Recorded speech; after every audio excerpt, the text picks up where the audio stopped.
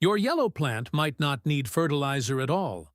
In fact, if tiny pests are hiding underneath those leaves, adding more fertilizer could be a complete waste of money.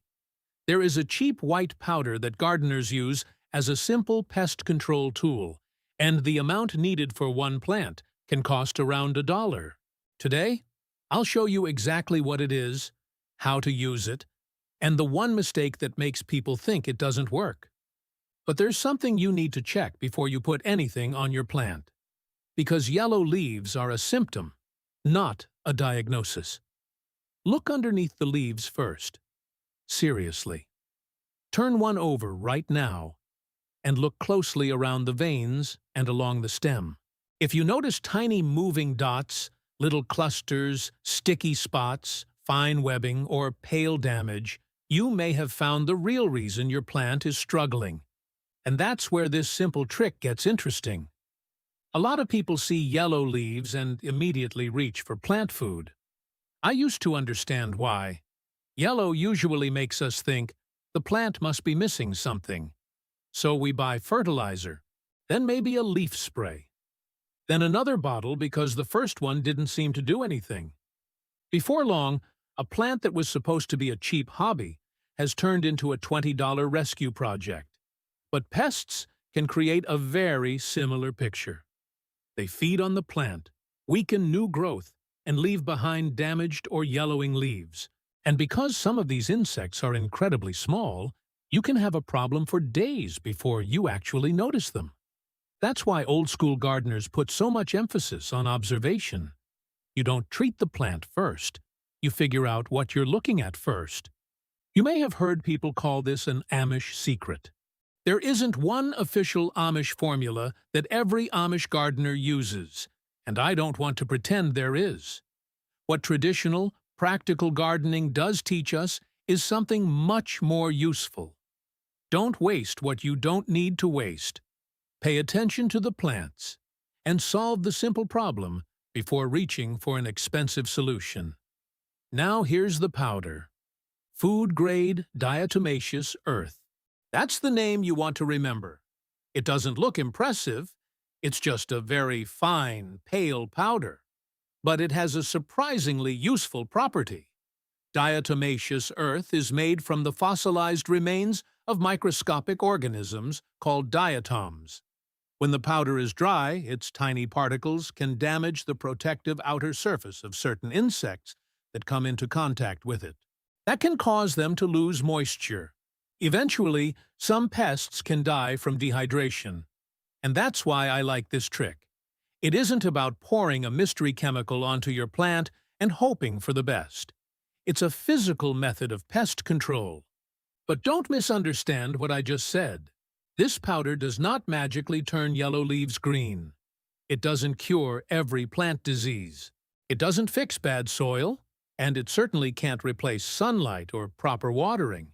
If your plant is yellow because you've been drowning the roots every few days, this powder isn't going to save it. If the plant has a nutrient deficiency, you need to address that. The powder only makes sense when pests are actually part of the problem. That's an important distinction because that's where a lot of garden hacks go wrong.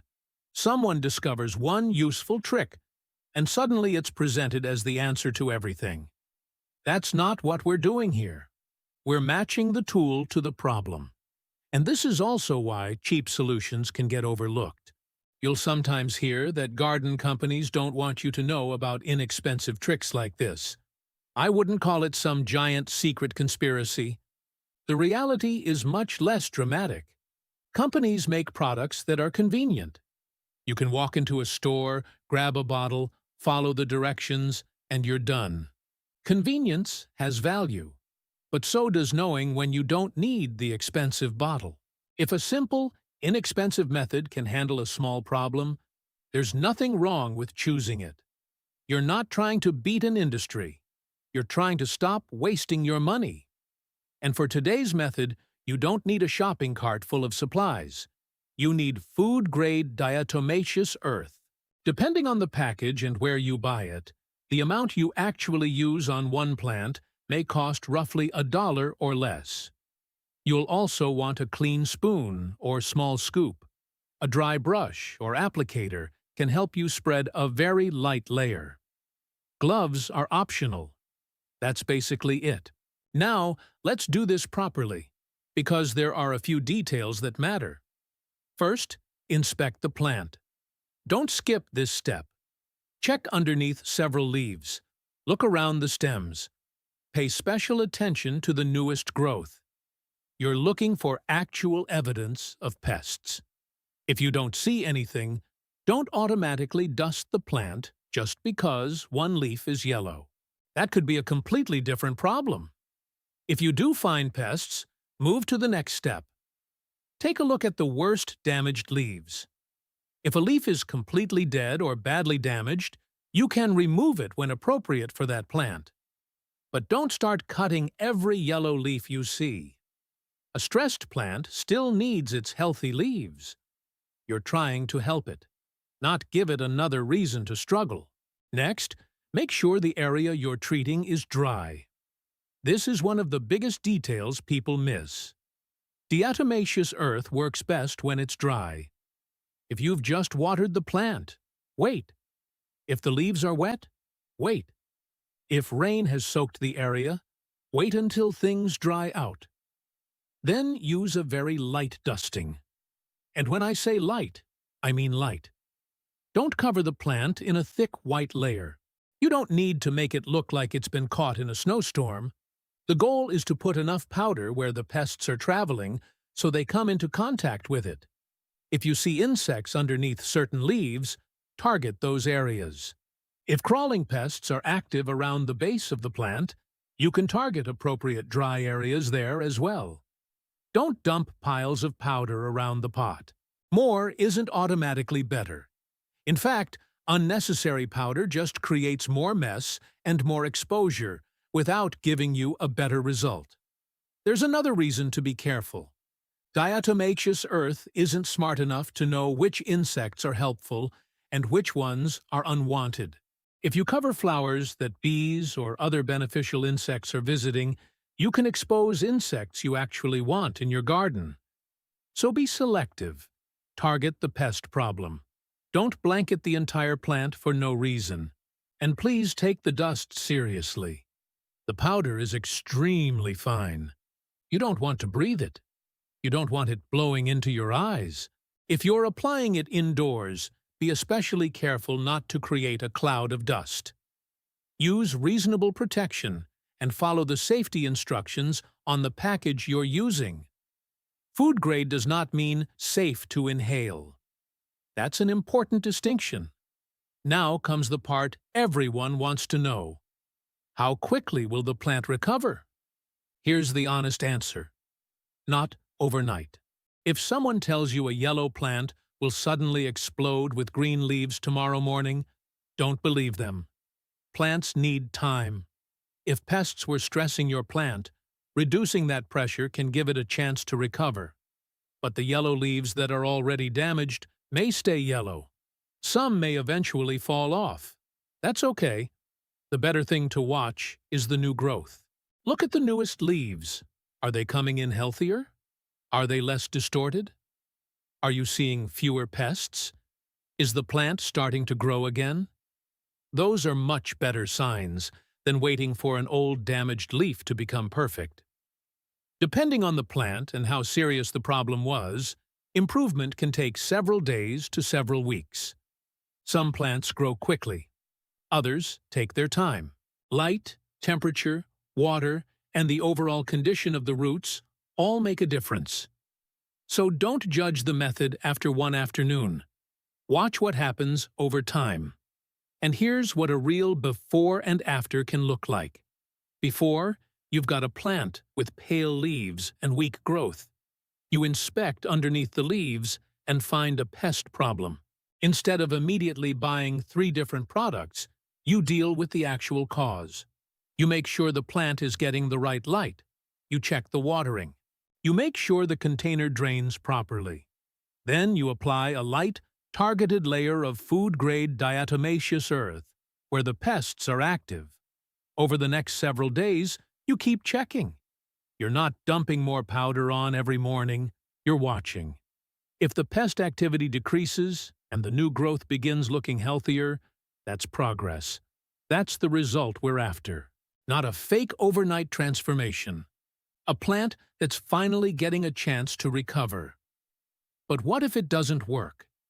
This is where I want you to be smarter than the average garden hack video. If you don't see pests, stop blaming pests. Check the soil. Is it staying wet for days? Does the container have drainage? Is the plant getting the right amount of light? Could it be a nutrient issue? Could the plant simply be shedding older leaves naturally? The pattern matters. If old leaves are yellowing first, that's different from new leaves turning pale. If the tissue between the veins is yellow while the veins remain green, that can point toward a different issue. You don't have to know every plant problem by heart. You just have to stop guessing. That's the real money-saving trick. Diagnose first, treat second. There's one more thing you should know about diatomaceous earth. Water can make it much less useful. Rain, watering, and moisture can remove or reduce the dry powder. So if it gets wet, don't automatically pile another thick layer on top. Re-inspect the plant. See if the pests are still there. Then follow the product label for reapplication. And remember, this isn't something you need to use every week just because you have it. If the pests are gone, you're done. That's the whole point. Use the smallest practical amount for the actual problem. And honestly, that mindset is worth more than the powder itself. We live in a world where it's incredibly easy to buy something the second a problem appears. Yellow leaves? Buy fertilizer. Brown leaves? Buy a spray. Tiny bugs? Buy another spray. But sometimes the smartest thing you can buy is nothing. Take 30 seconds. Look closely. Figure out what's happening. Then choose the simplest solution that actually fits. And you can make this part of your weekly routine. Once a week, check underneath a few leaves. Look at the stems. Look at the newest growth. Check for tiny insects, webbing, sticky residue, or unusual damage. You don't need special equipment. You don't need to spend an hour. You're just catching small problems before they become expensive ones. So let's bring everything together. If your plant is turning yellow, don't assume it needs more fertilizer. Inspect it first. Look for hidden pests. If you find them, food-grade diatomaceous earth can be a cheap mechanical control option for certain insects. Keep it dry. Use a light, targeted application. Protect your eyes and lungs from the dust. Keep it away from beneficial insects whenever possible. And don't expect old damaged leaves to magically become new again. Watch the new growth instead. If pests aren't the problem, move on and investigate watering, drainage, light, nutrients, or other causes. That's how you use a $1 trick without turning it into another internet myth. If this video helped you look at your plants differently, hit the like button. Subscribe to $2 Fix if you want more practical ways to solve everyday problems without throwing money at them. And tell me in the comments what plant you're trying to save right now. I want to know what you're growing. And here's your bonus tip. Don't wait until a plant looks half dead before checking it. A 30-second inspection once a week can catch tiny problems while they're still tiny. That habit costs nothing. And sometimes it can save the entire plant. In the next video, we're going after another common mistake that can quietly damage your plants from the roots up.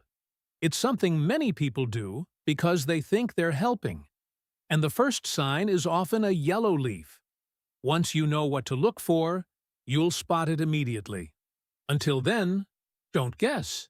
Inspect first, spend less, and fix the problem you actually have. This is $2 Fix.